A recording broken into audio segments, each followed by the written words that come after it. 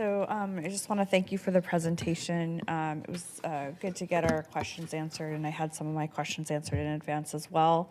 I'm really glad to see the standard operating procedures are adhering to high standards, especially in use of this technology, because as you noted, Portlanders really care about privacy issues.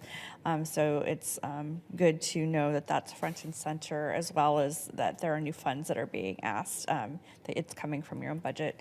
And while I generally have concerns about climate impacts on equipment like this, I also understand it's a tool that is vital right now. And you mentioned it before. I know hydrogen and other kind of renewables right now are being under development as, to replace in use for combustion engines and things of that nature. And we're a little ways off from that. But so the request I have is that in the procurement of this aircraft to keep front and center any practices that are possible to mitigate any environmental impacts any way that you can, or even look into its ability to convert to renewable once available if there's that technology in the apparatus. And the staff at Planning and Sustainability can possibly be helpful here with you in that. Also, it's important that any technology aboard the plane adheres to its strict uses. You've mentioned how that's important to you and how that's going to continue to happen. Community privacy is paramount, and so is community safety, and both those things can be true, and therein is the work, right? Coincidentally, later today we'll be hearing about a proposal about surveillance and other processes to be informed and ready for decisions like these. Yeah, for these reasons, I'm happy to vote aye. Gonzalez. Just want to appreciate your report. A couple call outs. I echo Commissioner Rubio's appreciation that you're addressing privacy concerns. I think we will continue to need to be responsive to citizens' concerns in those areas. I love the fact that you're finding ways to de-escalate and still get the perp. And that it's kind of threading the needle, right? And sometimes it feels like we get pulled one way or another, but I really liked what I saw in this program's ability to do both, de-escalate and ultimately apprehend. And last but not least, I appreciate that you're reserving for these type of expenditures within your existing budget and that you're not asking for new dollars here. So fully supportive. Aye. Maps. I'd like to thank the Police Bureau for today's presentation, and I also appreciate the public testimony we heard today.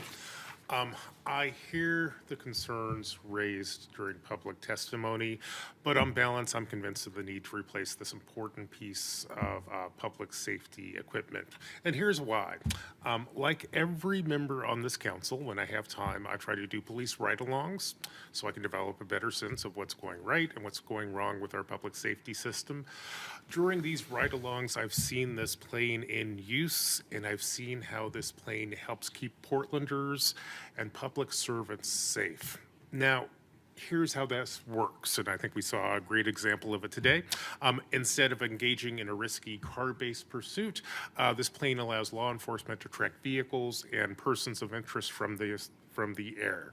I've seen that happen in real life. For example, I recall doing a ride-along one weekend night, and a call comes over the radio about a stolen truck racing through East Portland. The guy crashes this truck, bails out of the vehicle, leaving a gun in the car, and hides in a nearby apartment complex, probably in the communal laundry room.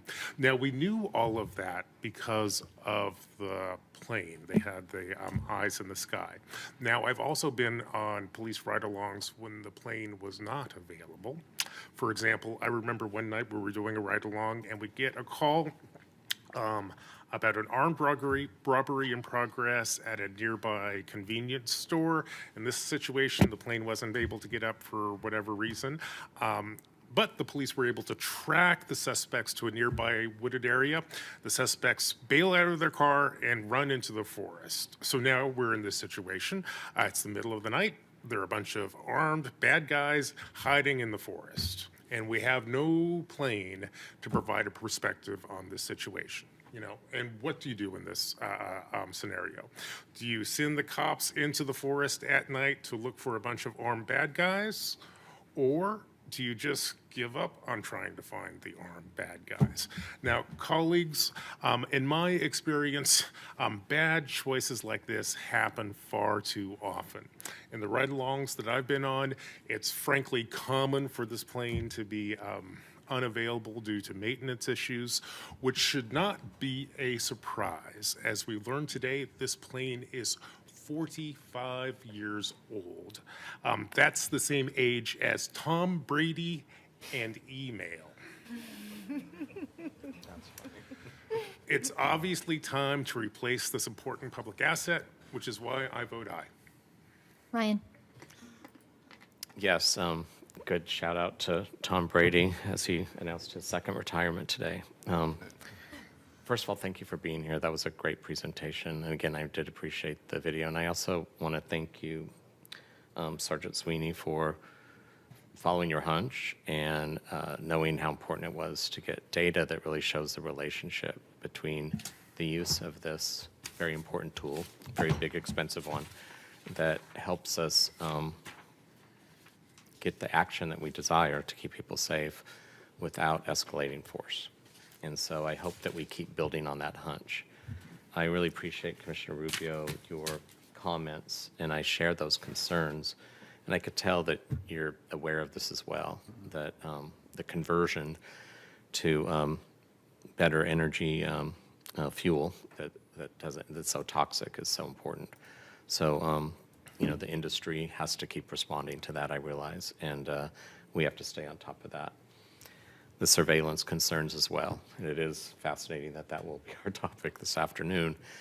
And I did appreciate in the video, at least, that we saw that it was not easy to see anything. I was just noticing that, but I did hear details, so perhaps you edited what you revealed today. I don't know. Yeah, you don't have to answer that. I just really do want to thank you all for being here. And it's more important, I just looked at some of my comments, but it's so important that we keep a safe distance without escalating the risk of public safety. And that's what I was able to experience. On my ride-alongs, I haven't experienced the plane overhead, so that was riveting, Commissioner Maps. I'm a little jealous. In fact, I'd love to do a fly-along if there's such a thing. Say you can one-up him if you wanted to and do a fly-along, so anybody's You can invited. do fly-alongs? Yes, sir. Oh, yeah. Okay. Staff, get on it. Anyway, in addition, by using the plane, PPB is able to reduce the number of officer-involved force incidents, securing important evidence of crimes often as they are occurring, and collect evidence within a policy and technology framework that respects individual privacy as indicated by the April 22 auditor's report. In short, this is an important tool that aids our law enforcement partners in doing their work in a safe and effective manner, and most important, keeping Portlanders safe. I vote aye. This ordinance passes by a vote of 4-0. On to the next item. Thank you. I appreciate it. Thank you. When was the plane that we're replacing built? 1978. 1978, okay. Thanks. And I think you mentioned in your testimony that this plane is often down due to maintenance issues. Well, it's often down to maintenance issues, and I think I might even heard it's just down now. Can you place that into context for us? So the way I approach this particular piece of equipment, and I refer to it often as like a first generation airborne law enforcement tool. And we purchased it, I believe, back in 1999. At that time, the technologies that were put into the aircraft were different.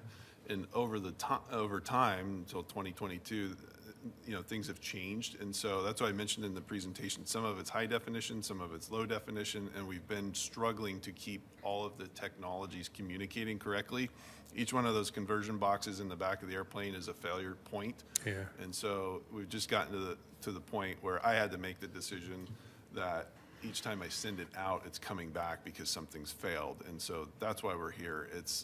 This has been many, many years of dealing with this very old equipment and not able to provide the service that we're supposed to in this particular unit. Thank you. Just two more questions. So are you asking for new money for the plane, or is this going to come out of your budget?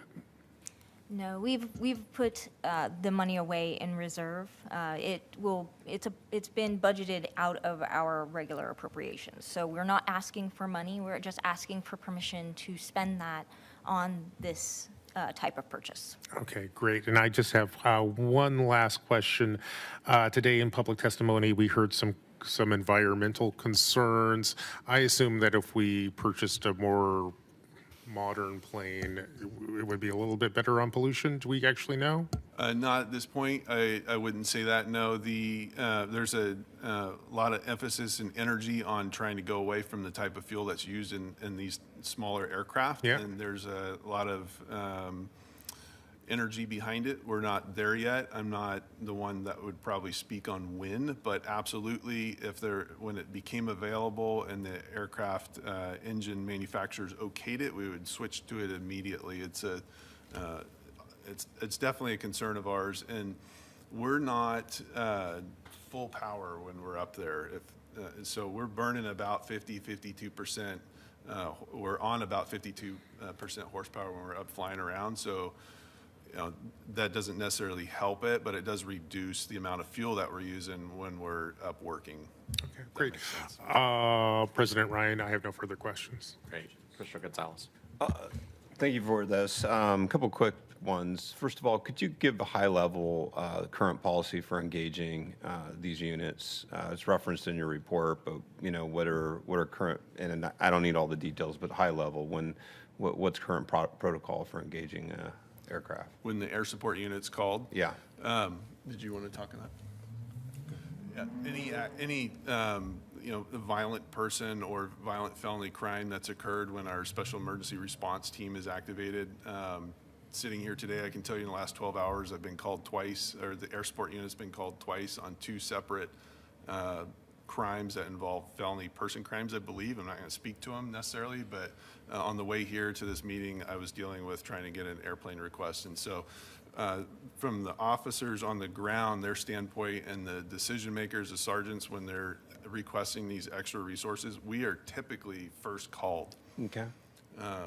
Where it lies in the SOP and when to. I know it's in there, I just don't exactly know where to point you to. I can get you that information, but if we're not already up helping, they're going to call us to come try and locate somebody that's committed a crime that's eluded the police. I think it's important to note that, our staffing issues, and just like all of your bureaus, you all have staffing issues, right? The plane is a force multiplier.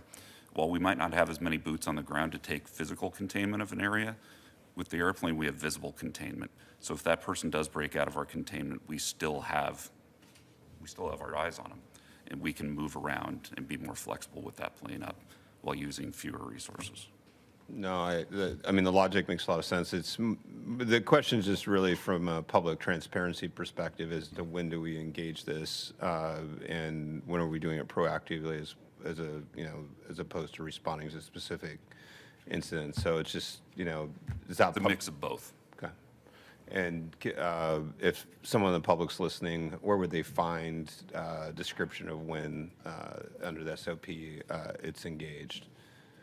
Air Support Directive. Yeah, and maybe the CERT SOPs and. Yeah, 720 and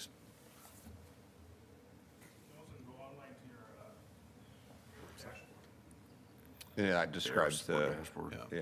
And that's it. It's, tableau unless information, for yeah. my personal, just if the public is interested Sorry, in. I'm trying to find the actual directive number so they can look it up. If somebody had that question and needs to be answered, I believe my information is listed on this ordinance or Okay. request, so they can contact me and I can point.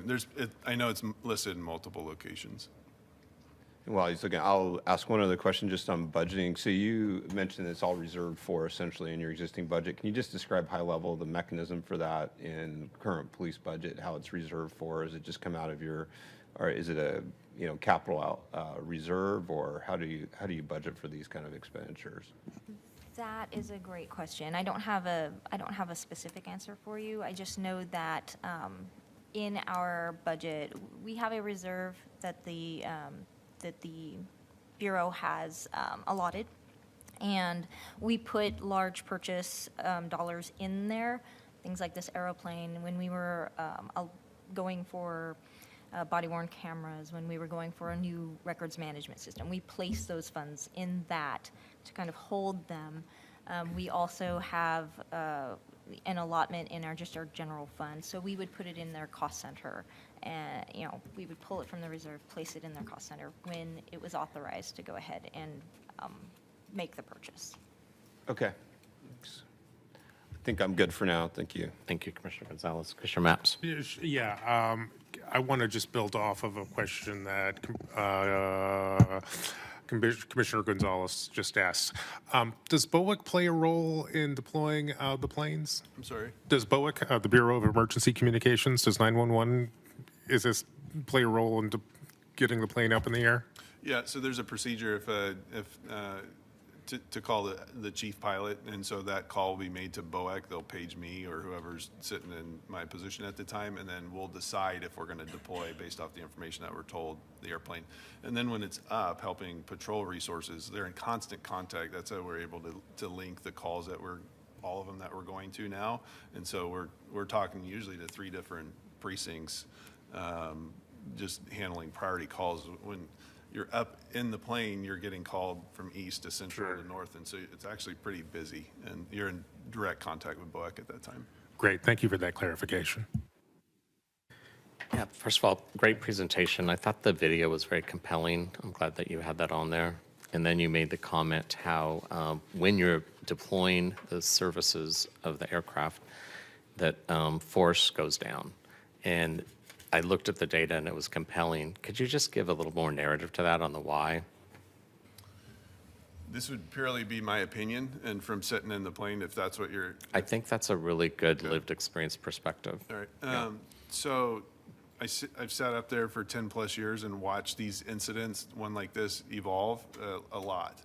And when we started building this application to track what we're doing, we wanted to be able to tell the community, decision makers, why are we spending all this money on this resource? And so this was one of the areas we focused in on, and I wanted to know, is this true, or are we just experiencing, are we feeling this? And so we asked our Strategic Services Division to take a look at it with the force team, and they took a period of time and they started evaluating the information. And what you saw was a patrol officer, so we're comparing when a patrol officer turns their emergency lights on to stop a car and the vehicle takes off, that's what you saw in the video, they're able, if the airplane is there, to stop, right? And so they pull over, they're required to stop. We take over the pursuit from the plane.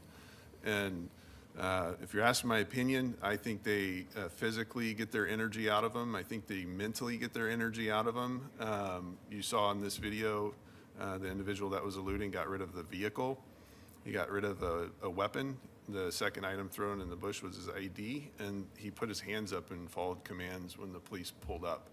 And so that's our goal. If the police were behind him and they were allowed to keep chasing him, and if he hit a community member in an intersection and the car crashes, we have police officers that aren't able to work because they're involved in it. We have police cars that are broken. We have a suspect that's probably hurt. We have innocent citizens and community members that are, injured from this. And so we're trying to avoid that. And the plane does a really, really good job of that. I think Sergeant Sweeney, did you want to weigh in? Yeah, I think what Sergeant Sweeney did a really good job of describing is that this plane is a great tool of de-escalation, right? We're able to give people more space. We're able to give them more standoff distance, right? And that takes the energy out of situations if they don't see a bunch of police around in a lot of circumstances, right? No, that makes sense. And this is the perfect tool to be able to do that and keep everybody safe within that area. When did you start measuring similar incidents of pursuits, one with the plane, one without, to get these comparables that we were able to see? Policy change. It was when we started this application, which was a year and a half ago in July. And like I said, it was a hunch. Like, what value do we have as an air support unit? And that was one of the focuses. And the other one is gun violence right now. And currently, we're keeping track of when the plane's useful and helping recover weapons off the streets that aren't supposed to be there. And so those 2 items we can speak to confidently that we're able to help. And it is a big request. It's a lot of money, but an incident where somebody eludes and somebody else gets hurt, those are much more expensive than what this would be. Well, for me, the fact that you took your hunch to say we need to start measuring this, I appreciate that. I know you said it was the application that inspired you to go deeper.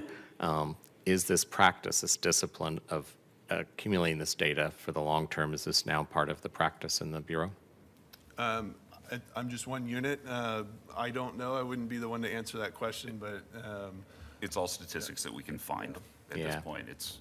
We have, our force inspector collects force statistics, and our strategic services division collects information on calls. So My this is point all is it's information that we compelling have. data, so it's really helpful when you have that in this report. It makes it much easier to get behind this. So thank you. and it's also the, sorry, Pardon me? I'm done talking. Oh, okay. Commissioner Rubio. Thank you. So you talked in your presentation about your your standard operating procedures. Can you talk a little bit about how you train and how big is your unit and who has access to it and how often do you update your training?